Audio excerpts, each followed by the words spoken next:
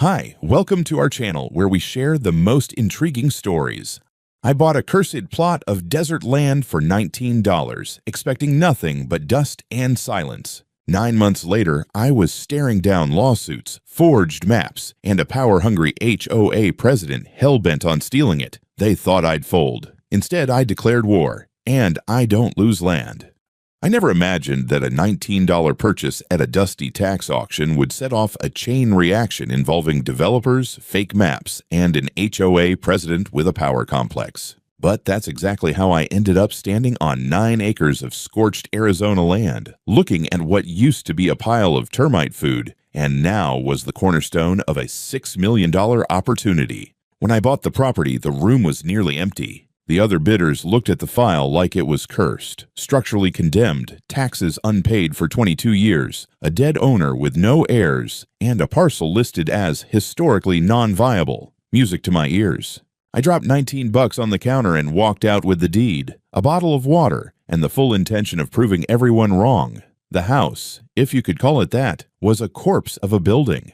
The roof had collapsed in 2 spots. Black widows had taken over the bathroom. Someone had used the kitchen for target practice, and there were enough bullet holes in the walls to qualify it as a crime scene. I didn't flinch.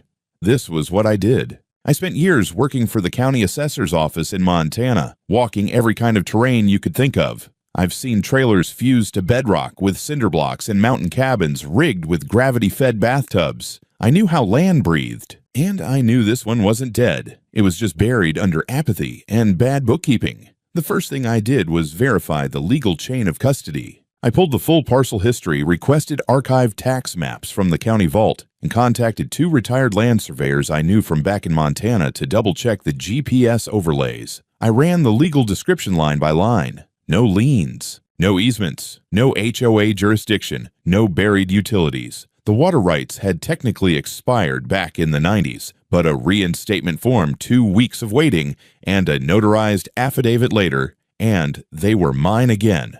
Then came the restoration.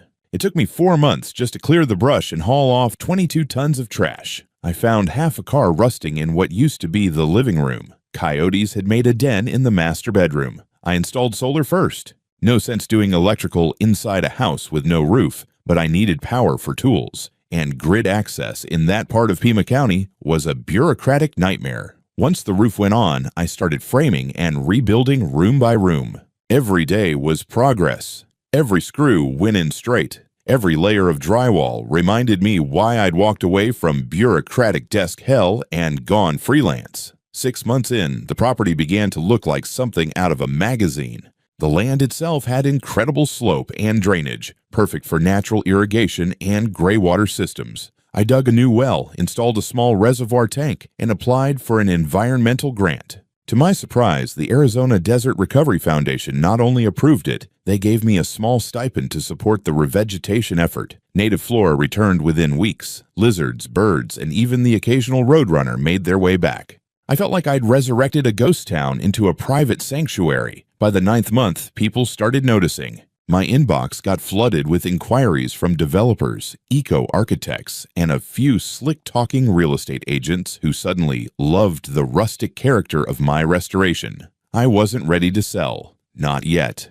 But I was getting close to formalizing plans for a boutique 6-unit luxury retreat under my new LLC, Haven Rise Developments. I had permits pending. I had environmental clearance. I had a clean title. And I had a long list of people who told me it couldn't be done. That's when the neighborhood changed. One morning, I caught a white Lexus crawling past my gravel driveway. The windows were tinted, but I could make out the shape of a woman in oversized sunglasses staring hard through the windshield. She didn't wave. She just stared. A few days later, I found a generic-looking flyer folded into my gate. Notice of encroachment on community property. Palo Verde Heights HOA. I chuckled. Palo Verde Heights was the HOA just beyond the southern ridge, half a mile and a barbed wire fence away. They had no claim here. I assumed it was a misfire. I crumpled it up and got back to work. But something about the tone, it felt like a distant thunder. You don't live through 20 years of land disputes and not recognize the scent of someone sharpening a knife behind a clipboard. And I was right. It started small. Just a few offhand comments from the edge of my property line. The occasional car parked too long at the ridge, headlights aimed in my direction after dark. I wasn't paranoid. Hell, I live for open land and silence, but I've learned to notice when silence gets too focused. I figured someone didn't like how fast my place was turning from ruins into real estate gold. It happens. People cling to the past when they feel outpaced by the future. But then the letters started. At first, they were unsigned. This land was never meant for private use. Community access denied. This was a park once. Typed on plain paper, slipped into my gate like bad fortune cookies. I didn't take them seriously until I got one with a letterhead. Palo Verde Heights Homeowners Association. It was addressed to the occupant. I wasn't even worthy of a name, apparently. The letter stated that my recent developments may be in direct violation of HOA adjacent zoning expectations, and that I was advised to cease any further construction until an architectural review board has evaluated the site. That was the first time I muttered, "You've got to be kidding me," out loud in years. I wasn't in an HOA. Never was. My parcel was a remnant of federal land that had gone tax delinquent in the 90s and had never once fallen under community planning jurisdiction. I had the paperwork, the tax records, the legal boundary maps, the aerial overlays, the GPS coordinates, but now they were trying to sneak in a back door through semantics. Adjacent expectations. That's not even legal language. It's HOA baby talk for "we're mad and we want control." 2 days later, I caught a man in a safety vest walking around near my drainage ditch with a tablet in his hands. I stepped outside and called out, "Can I help you?" He didn't answer. Just kept tapping on the screen like he was in a video game. I walked right up to him and said, "This is private property. You're trespassing." He looked up, finally acknowledging me, and said, "I'm conducting a site evaluation on behalf of Palo Verde Heights." I laughed, not because it was funny, but because I didn't want to start yelling. "You're not authorized to be here. Get off my land before I call the sheriff." He muttered something about pending jurisdictional review and walked off, not in a hurry, like he believed he belonged. That bothered me more than anything else. His calm, manufactured confidence. That night, I logged into the Pima County parcel access system to double-check my public property info and got hit with an error. Document access temporarily suspended due to pending verification. My heart sank. I'd seen this trick before. Someone had flagged my property file for review, which is normally only done in case of ownership disputes, active fraud investigations, or high-level clerical corrections, none of which applied to me, unless someone had pulled strings. I spent the next 2 hours digging. Eventually, I found a public employment record buried in a meeting minutes PDF from 3 years ago. A name popped out, Tyler Rothman, Junior Records Supervisor, County Land Office, and wouldn't you know it, Rothman isn't a common name out here, especially not when you're dealing with Karen Rothman, president of Palo Verde Heights, HOA. It didn't take long to confirm the connection. Tyler was her nephew. A quick LinkedIn scroll showed him smiling next to her at a Palo Verde Community Cleanup Day. I wasn't surprised. I was furious. They'd found a way to delay my access to my own land records by playing the insider card. 2 days later, I woke up to find a crew hammering stakes along the southern end of my property line. I came out with my phone in hand, already recording. One of them pointed to a clipboard and said, "We're installing a temporary barrier as part of a community survey. Should be done by noon." I asked, "Who authorized this?" They all suddenly got quiet. A white SUV pulled up right on cue. Karen Rothman stepped out like a general arriving at her newly claimed war zone. Blonde bob, blouse tucked with surgical precision, HOA badge clipped like a sheriff's star. She looked at me like I was the squatter. "Mr. Draper," she said coolly, "I think we've gotten off on the wrong foot. This land has a complicated history. It would be best for everyone if we paused further development until legal clarity is established." I didn't even blink. "You have no authority here. This land isn't part of your HOA. You and your crew are trespassing, and if that barrier goes up, I'm calling the sheriff." Karen gave me the kind of smile you see from someone who's never been told no in her entire life. We'll see what the county has to say about that. Then she turned and walked off, calm as ice, while her goons finished hammering in the last stake. I spent the rest of the day filing trespass reports, sending emails to every relevant county office, and making a backup of every single legal document I had. Something told me this wasn't just posturing anymore. This was the opening move in a very real land war. The court summons arrived on a Tuesday, dropped in my mailbox like a bomb wrapped in plain white paper. At first, I thought it was a permit approval. I'd been waiting on final zoning sign-off for the Haven Rise project, but when I saw the return address, Pima County Superior Court, I knew it wasn't good news. The envelope was thick. Too thick. I brought it inside, set it on the table, and stared at it like it might bite. Then I opened it, and sure enough, it bit hard. Palo Verde Heights Homeowners Association versus Harlan Draper. They were suing me. The complaint was surreal. According to their filing, my land, which I legally purchased at a county auction with full clearance, had been erroneously declassified from a 1954 community land agreement and had always been intended for shared recreational use. They included a black and white map as Exhibit A, marked with faded borders and thick pen lines. My parcel, Lot 217, had a red circle around it and a note, Community Park Zone, established 1954. The kicker? It was signed by W. Stanley Baird, a land surveyor who, as I knew very well, had died in 1989. I leaned back in my chair, heart thudding. It was a decent forgery. The problem for them was I'd personally audited Stanley Baird's archived reports during my time with the Montana Land Commission. I knew what his signature looked like. This wasn't it. They hadn't even matched the slant or the pressure points. Sloppy. The complaint demanded the following: that my deed be declared null and void due to clerical misallocation, that the house be removed as an unauthorized structure on common ground, that Palo Verde Heights HOA be granted full title over the land for the restoration of community equity. They were trying to erase my ownership with a piece of paper that might as well have been drawn with a crayon. I called my attorney, Deborah Soria, immediately. She picked up on the first ring. "Tell me it's not from Rothman," she said before I even spoke. I could have kissed the phone. Deborah had worked 3 property rights cases against HOA boards in the past year. 2 settled, 1 went to trial. She never lost. I told her about the forged map, the dead surveyor, the 1954 claim, and her laughter turned into a dark, satisfied hum. "They're overplaying," she said. "That map is a gamble. They're hoping you'll settle or back off to avoid the fight. But if that signature is fake, we don't just have a defense, we have leverage." She advised me to make no public statements, document everything, and prepare for discovery. I started scanning every document I had. I even backed them up to 3 separate encrypted drives, including one I stored in a fireproof safe. The next day, I got an email from a local news freelancer named Zoe Freeman.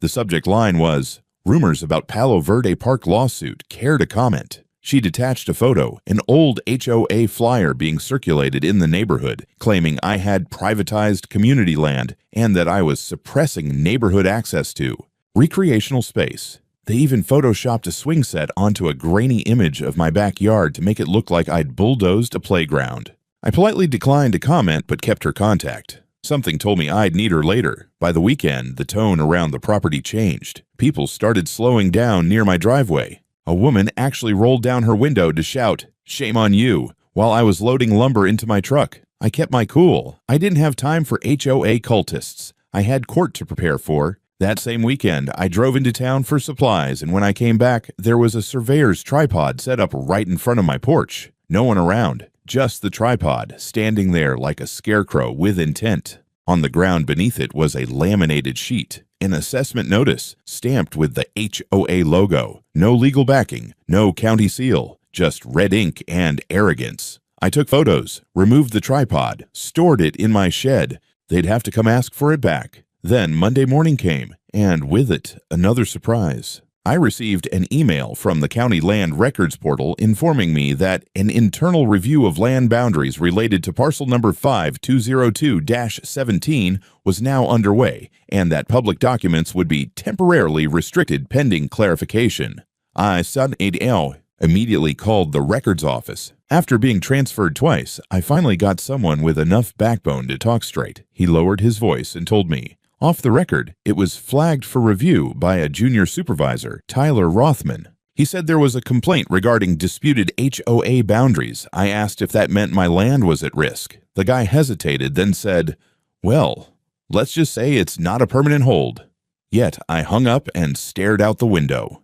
They were trying to strip my title layer by layer, starting with public access. I'd seen this tactic before: create enough bureaucratic noise that the system assumes there's a problem, then use that assumption to manufacture leverage. Karen Rothman was running a slow-motion land theft behind a curtain of procedural paperwork and fake maps. I wasn't about to let that happen. I barely slept that night, not from fear, but from calculation. I lay in bed thinking like a former surveyor, like a man who'd seen land schemes pulled off with less effort than what Karen Rothman was attempting. The difference was, I'd never been on the receiving end before. That changed everything. The next morning, I walked the southern edge of my property with a thermos of coffee and my old field journal, resketching lines, double-checking pins. The original iron stakes I installed were still intact, GPS confirmed to within 3 inches. There wasn't a centimeter of ambiguity, which is why, when I saw that someone had driven a fresh set of plastic stakes into the ground 20 feet north of my fence line, inside my land, I knew it wasn't a mistake. Attached to one of the stakes was a laminated sign: "Temporary easement. Palo Verde Heights HOA. Do not remove." I stared at it for a full minute, then yanked it out of the dirt and snapped the plastic post in half across my knee. 10 minutes later, a pair of unmarked white trucks rolled up. Out came 5 guys in identical polo shirts and cargo pants, dragging spools of plastic fencing and bags of post anchors. One of them pulled out a folded diagram, glanced at my house, and pointed directly toward my porch. I intercepted them halfway across the lawn. "Turn around," I said. "You're trespassing." The leader of the pack looked me up and down like I was the gardener. "We've got a work order from Palo Verde Heights, installing temporary fencing for a community access corridor. It's already been approved." "No, it hasn't," I said. "This land isn't yours, and there is no community corridor." "Turn around." He shrugged. "You can take it up with the HOA." I didn't even respond. I walked back to my porch, opened the lockbox by the front door, and pulled out my trail cam tablet. I'd mounted motion-activated cameras around the property a week earlier, suspecting this exact kind of stunt. I hit record. Then I called the sheriff. By the time Deputy Ortez arrived, the men had already pounded in 5 posts and unrolled about 30 feet of mesh fencing. I greeted him with the tablet in hand, video already queued up. He watched the footage silently, jaw tightening. "Did they show you any documentation?" he asked. "Only a sign that said HOA easement. Not a single county seal, no permit, no order from zoning." He walked over to the crew and asked for ID. They handed over a contract, unsigned, and a typed note from someone named VP of Infrastructure, Palo Verde Heights HOA. It wasn't even notarized. Ortez radioed it in, then turned to me and said, "You want them gone?" I nodded once. "I want them gone. I want every post pulled, and I want a report filed. Consider it done." He ordered them to pack up. The men complied, slowly, clearly not used to being told no. One of them muttered something about just doing our job. Ortez gave them a long look as they loaded their trucks and left. Before he left, he handed me a copy of the incident report and said, "If this escalates again, call me direct." I've seen this kind of thing spiral. I had no idea how right he'd be. That evening, I received a new letter, this time hand-delivered, slid under my door in a cream-colored envelope with embossed lettering. Notice of violation, unauthorized construction activity. It claimed that Karen Rothman, acting as president of Palo Verde Heights, had identified serious safety and code violations on the subject property, and that a compliance inspection had been scheduled for the following morning. Not by the county, by the HOA itself. They were coming back. At 9:17 a.m. the next day, a red Toyota 4Runner with HOA decals on the doors pulled up in front of my house. A man in a navy windbreaker and khakis stepped out with a clipboard and measuring wheel. He began circling the property perimeter like he owned it, muttering into a dictation app and pointing at my gutters, my driveway, even my rainwater system. I stepped outside. "You can stop walking, Inspector Gadget." He turned slowly, smirking. "Mr. Draper, this is a legally sanctioned visual evaluation of non-compliant structures under the purview of neighborhood integrity." "Incorrect," I said. "This is private property, and you are not licensed by the state, the county, or the city to evaluate anything on it." He reached into his jacket and pulled out a paper badge that said, Independent Compliance Officer, Palo Verde Heights HOA. I don't care if it says FBI on it, I said. You've got 30 seconds to leave, or I'm calling the sheriff again. He didn't move. So I walked straight into the house, called Deputy Ortez, and told him HOA was back with a fake inspector and they were trespassing again. While waiting, I decided to run a quick background check on Mr. Compliance. It didn't take long. His name was Don Keever, and according to the Arizona Licensing Board, he had no certifications, no licenses, no registration with any known agency or contractor directory. But he did appear in a photo online at a ribbon-cutting ceremony for a Rothman-backed subdivision project from 3 years ago. The connections were tightening like a noose. Ortez showed up 20 minutes later, by which point Don had retreated to his car but hadn't left. The deputy spoke with him for 10 minutes, then returned to me and said, he claims he's got permission from the county office to perform private assessment. I held up my phone. Want to see the email from the county denying that? I showed Ortez the message I received just that morning from the County Development Office, confirming no inspection had been authorized and that no HOA-held authority could conduct enforcement outside of its defined jurisdiction. That was the end of Don Keever's career as a fake inspector. Ortez escorted him off the property and said he'd be filing a formal notice of trespass and impersonation of an official. But the next blow didn't come on the ground. It came online. That afternoon, I logged into the Pima County Land Access Portal again, only this time I couldn't even see my parcel. Record unavailable. Contact administrator. They had scrubbed my digital footprint entirely. I'd seen bureaucratic delays. I'd seen digital errors. But this wasn't either. This was a deliberate lockout. Someone with backdoor access had flagged my parcel as under investigation and removed it from public view. I could no longer pull my deed, my survey, or even proof of ownership. It was as if the land didn't exist. And when land disappears in Arizona, it's never an accident. I immediately called the county assessor's office. I was on hold for 16 minutes before I got a woman named Teresa. I gave her my parcel number and she went silent for a few seconds. That parcel's been flagged. Internal review. Flagged by whom? I asked. I'm not seeing that info here, but it's under administrative hold, code 42B. That's not usually public. Teresa, I own that land. I've had the deed for nearly a year. I've done all the improvements. I've paid the taxes. I have permits. Why can't I access my own records? She hesitated again. Then, in a lower voice, she said, Look, I'm not supposed to say anything, but that kind of hold is almost always initiated by a complaint, usually from a registered civic entity or municipal body. HOA counts if they claim public interest. I felt my jaw clench. Can I contest it?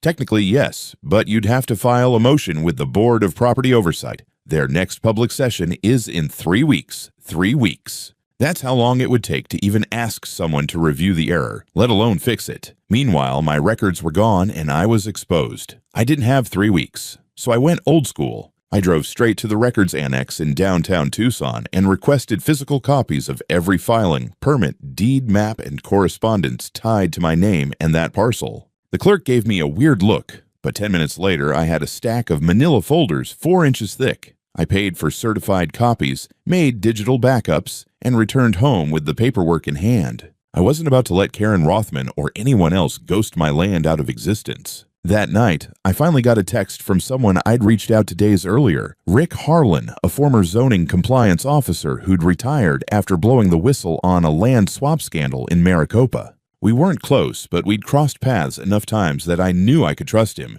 His message was short. You were right. HOA submitted new map overlays, alleging property boundaries were updated after regional fire recovery plan.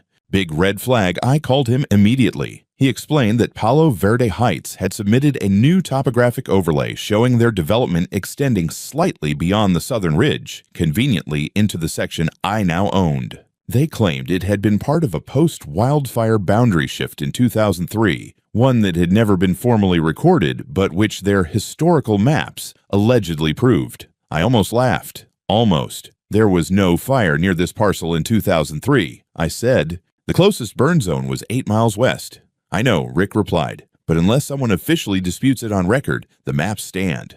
That's when it hit me. They weren't trying to win legally. They were trying to stall me just long enough to take over de facto control. If they could maintain the appearance of ownership, control access, limit visibility, challenge permits, they could slowly bury me under procedural gridlock until I gave up or was forced to sell. But I wasn't some flipper with shaky paperwork. I was a land guy, and I had a plan. The next morning, I drove back to the county seat, not to argue, but to file. I submitted a formal petition for emergency review of cadastral tampering, backed by 23 documents, including the original plat map, surveyor affidavits, time-stamped restoration permits, and the environmental grant. I added Rick's memo, unsigned but enough to raise eyebrows. But the real bomb I dropped was a Freedom of Information Act request, targeting all communications between Palo Verde Heights HOA and the Assessor's Office, the Planning Department, and the Board of Property Oversight for the past 12 months. They wanted to play dirty.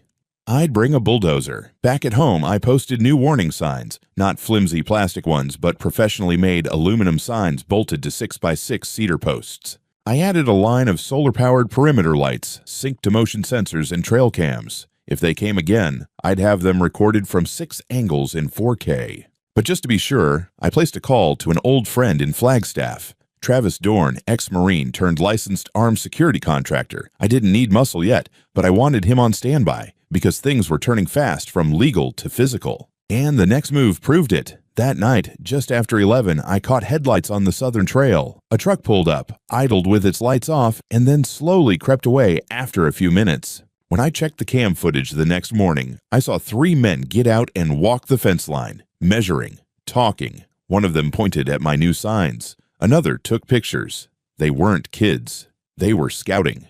This wasn't about maps anymore. This was a siege. The 6th day since the lawsuit felt like I'd crossed into a new phase of the war. They weren't just trying to take my land on paper anymore. They were circling it like jackals. Quiet, calculated, and just unhinged enough to try something physical. I didn't sleep that night. Between the motion alerts on my phone and the paranoia of what they might do next, I stayed up in the workshop cleaning my 30-30 lever action and triple-checking the locks. Arizona's castle doctrine was clear. If they trespassed with intent, they wouldn't get a second chance. But I wasn't going to be the one to start that fight. The next morning, the desert was quiet. Too quiet. Even the usual joggers and retirees were nowhere to be seen. I took a drive down the ridge trail near the southern edge of the parcel, just to confirm what I saw on the cams. Sure enough, someone had planted surveyor stakes along a curved path that cut straight through my land, marked in pink tape and numbered in marker. I got out of my truck, crouched beside one of them, and found fresh rebar pounded into the earth. This wasn't scouting, this was pre-construction layout, and I hadn't approved a damn thing. By noon, I was on the phone with Deborah Soria again, and her tone had shifted. Less curiosity, more steel. They're laying groundwork for an adverse claim, she said. If they can show they've occupied and used the property continuously, and you failed to respond, I just filed a perimeter defense and documented everything I cut in. They're not getting adverse possession on land I patrol daily. Good. Keep documenting. And don't touch those stakes just yet. If they claim it's their survey, let them explain it under oath. 2 hours later, I got my first visitor. A smug man in khakis and a logoed polo shirt knocked on my gate, clipboard in hand, HOA badge hanging around his neck like a sheriff's star from a toy set. Sir, we're conducting site readiness assessments for Phase 3 of the Palo Verde Trails restoration, he said. I didn't answer. Just let the gate buzz camera record the whole interaction. Your structure falls within the rewilding corridor. We'll need you to vacate the premises within the month. I blinked once, then stepped up to the gate. My name is Harlan Draper. I am the legal owner of Parcel 5202-17. I'm not part of your HOA. You have no authority here. And if you or your people set foot beyond this fence again, you're going to find out just how badly you've underestimated who you're dealing with. He opened his mouth, then noticed the security camera tracking him. He swallowed and left without another word. That evening, Travis arrived, gravel crunching under his big F-350. He stepped out in full tactical hiking gear, scanned the perimeter, then just said, "Yep." Classic HOA creep. We dealt with this in Prescott back in 17. Let's tighten the loop. By nightfall, we had infrared floodlights installed at every corner and set up a small camp trailer at the southern end of the property. Travis made it clear, if they crossed the fence, he'd be the first one they'd see, and the last one they'd want to argue with. The next morning, the real blow came. a registered letter from the county building department.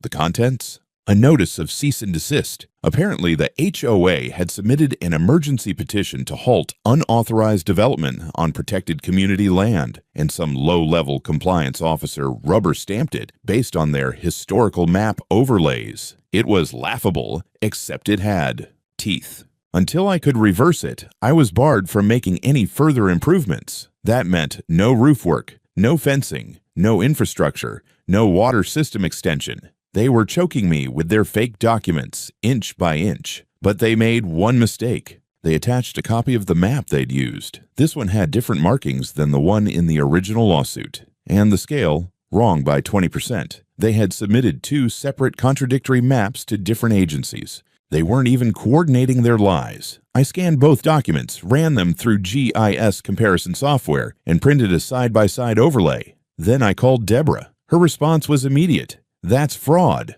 Document alteration. If they submitted false evidence to a government agency, they've committed a felony. We had them, but we needed proof that it came from inside the HOA, not just some rogue member. So that night, Travis and I sat down at the camp trailer, laptops open, pulling old press releases, archived web pages, board meeting notes, and HOA newsletters. It was Travis who found the gold mine, an archived PDF from 2 years ago, bragging about Karen Rothman's vision to reclaim and reconnect legacy community lands south of Ridge 12 by 2025. She'd written about it publicly. That was before I ever bought the land. They'd been planning this for years, and I had every word of it printed, highlighted, and time-stamped. The siege wasn't working, and now I was ready to push back. By the next morning, I had printed copies of everything. The contradictory maps, the fraudulent overlays, the archived HOA newsletter with Karen's land reclamation quote, and a timeline that made their scheme look like the amateur land grab it. Really was. Travis and I organized the documents into color-coded binders, each tabbed and cross-referenced. We weren't just preparing for a defense anymore. We were about to launch a full-blown counterattack. At 8 a.m., I walked into the County Office of Records and requested an emergency hearing before the Board of Property Oversight. They told me it could take days. I said, "You've got 48 hours before someone gets hurt on land that the HOA is pretending is theirs. I'll be contacting local media if no one responds." That afternoon, they called me back. I was on the docket for Friday morning. Finally, a crack in the wall. But the HOA wasn't sitting still. Wednesday afternoon, I received a certified delivery. Inside was a notice of HOA violation, citing me for erecting unauthorized structures, obstructing common land, and harassing residents. Attached was a bill for $19,800 in fines. Travis burst out laughing when he read it. "They're fining you for defending your own land," he said, shaking his head. "That's not just desperation, that's fear." Still, it meant they weren't backing down. At 5:20 that evening, a white SUV pulled up near my south trail again. I watched through the scope of my rifle from the trailer window as Karen Rothman herself stepped out, wearing heels and oversized sunglasses like she was going to brunch. She didn't see me. She posed with two men holding a large HOA boundary enforcement sign, and they began planting it just outside my fence. She was making a statement, marking her territory. I snapped high-resolution photos through the scope.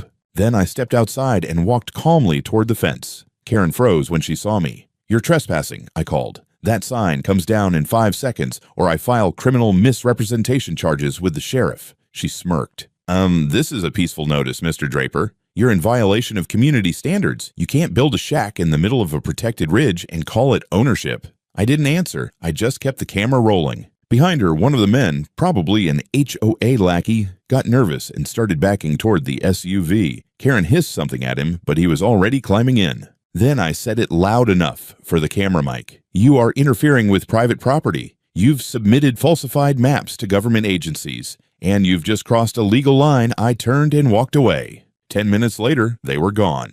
But the sign stayed. I didn't touch it. Not yet. That evening, Travis pulled a full backup from all trail cams, including one angled directly on the sign install. We had faces, timestamps, and audio of Karen claiming authority she didn't have. We included it in the growing binder under Unlawful Occupation Attempt, Exhibit E. Thursday, I got another call, this time from Rick, the whistleblower.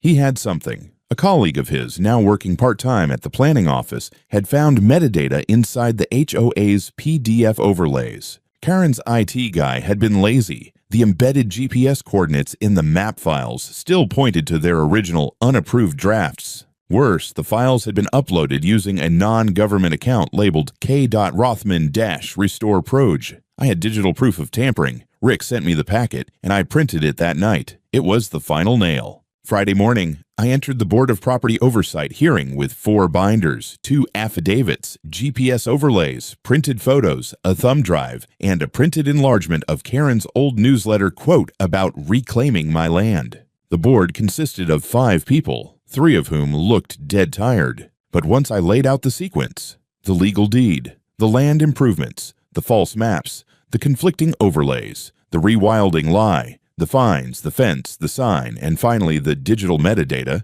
they weren't tired anymore. Halfway through my presentation, one of the board members stopped me and said, "Are you saying they submitted conflicting documents to 2 different agencies?" I pointed straight at the maps. Different scale, different boundary lines, different submission dates, both signed off by Karen Rothman. There was silence. Then one of the board members asked, "Would you be willing to submit this for criminal referral?" I didn't even blink. Absolutely. They excused me after 40 minutes of testimony and said they'd deliberate. I didn't make it back to my truck before I got a text from Deborah. Board just referred Rothman to county attorney's office for map fraud. Hold tight, I sat behind the wheel, my hands steady for the first time all week. They weren't going to bury me. They'd just buried themselves. I didn't sleep much that weekend, but for the first time in weeks, it wasn't because of fear. It was anticipation. The board had referred the case to the county attorney, and I knew what that meant. They saw what we saw.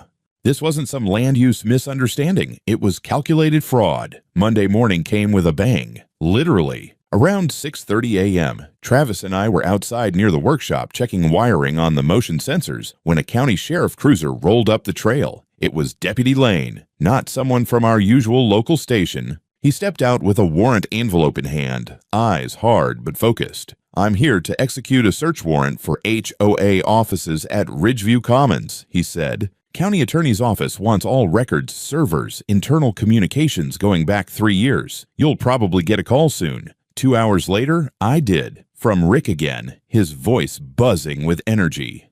"They're raiding the HOA HQ, man. Karen wasn't in yet, but they've got her assistant cornered. Word is someone flipped. Apparently, someone inside the HOA board had gotten nervous about the legal exposure and agreed to cooperate. They handed over emails showing Rothman personally directed the map edits, explicitly instructing staff to ensure the overlays make Draper's parcel appear absorbed by the green zone.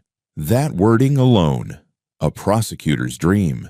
Meanwhile, the County Office of Property issued an emergency reversal of the cease and desist they'd previously slapped on me. Not only was I free to continue my work on the land, but the county was also placing an administrative freeze on any HOA claims involving boundary disputes, pending legal outcome. That evening, I walked to the fence where they'd planted the boundary enforcement sign. I unscrewed it slowly, took a good long look at it, then turned to Travis. "Let's hang this in the barn as a trophy." He laughed and spit into the dust. "We should frame it." 3 days later, it all came to a head. Karen Rothman was arrested outside the Ridgeview HOA building in full view of residents and staff. Charges included fraudulent misrepresentation, falsifying government documents, submitting false claims to public agencies, and attempted property theft. She was led away in handcuffs, her face a storm of disbelief and rage. The HOA board immediately issued a press release trying to distance themselves. Rogue actions by a former president, they called it, but it was too late. The board itself was under investigation for failing to report internal discrepancies and approving the false filings. At the same time, Deborah filed a civil suit on my behalf, citing emotional distress, slander, trespassing, attempted land seizure, and harassment. We demanded $330,000 in damages, legal fees, and a permanent injunction against the HOA's interference with my property. I didn't think they'd settle, but they did. A month later, after 2 more depositions and 1 very tense court-ordered mediation, the Ridgeview HOA cut me a check for the full amount. They also signed a binding agreement to never lay claim to any part of my parcel again, under threat of contempt and renewed litigation. But the most satisfying moment. 2 weeks after that, Karen's sentencing hearing. The courtroom was packed, mostly quiet locals and a few reporters. When the judge read out the charges and final sentence, 10 years in state prison, no parole for at least 6, Karen didn't speak. She just stared forward, hollow and stunned. Outside the courtroom, one of the reporters asked me if I had anything to say. I thought about it. Then I just said, "You can lie to yourself all you want. But if you try to steal a man's land, be ready to lose your freedom." And with that, I walked out into the Arizona sun. My land, my rules, and finally, peace.